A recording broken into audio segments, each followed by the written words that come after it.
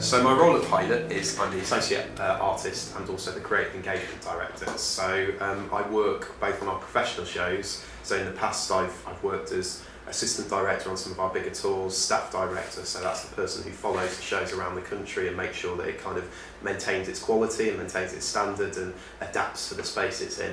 And as creative engagement director, I run a lot of our education work, a lot of our creative learning work. In particular, we're currently working with the Touring Consortium, who are a national company, and we're running lots of creative engagement projects for them.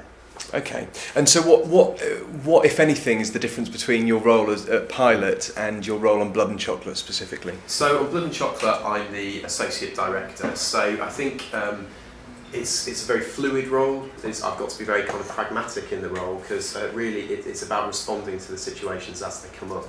So I mean, thus far I've been working on the auditions with the community. I've been there as a kind of sounding board for people like yourself and Alan to kind of to bounce around ideas. And really, when we enter rehearsals, it will take on another role, and it's kind of difficult at this point to say exactly what that will be. But I imagine it will.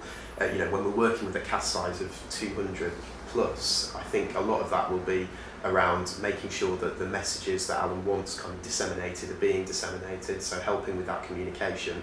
And then also it's very, very difficult to direct 200 bodies. So I imagine that I'll be doing quite a lot of, if Alan's focusing on a particular area, I'll be kind of working with other groups to kind of, to make sure that they're not being kind of ignored purely because 200 people is a lot of people. Yeah, you can't give them attention all the time. You can't give them attention all the time, yeah. So it's an extra pair of eyes and an extra tool in kind of communicating to the actors what we want from them. So what were the other challenges with Blood and Chocolate, apart from 200 cast members? Yeah, I mean, I think with the very nature of it being site-specific means that you've got to be able to adapt to the surroundings. This word adapt's coming up quite a lot already, really, which kind of gives you an idea of what the project will be.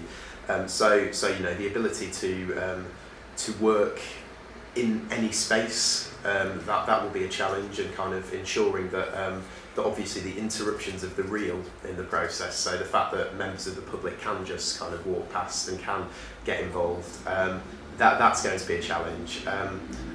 The sheer variety of people in a cast of 200, we're working with people right from the ages of kind of 8 right through to kind of 80 really, so that's going to be interesting in terms of how we work with that kind of dynamic and really kind of forge that real sense of ensemble amongst the cast.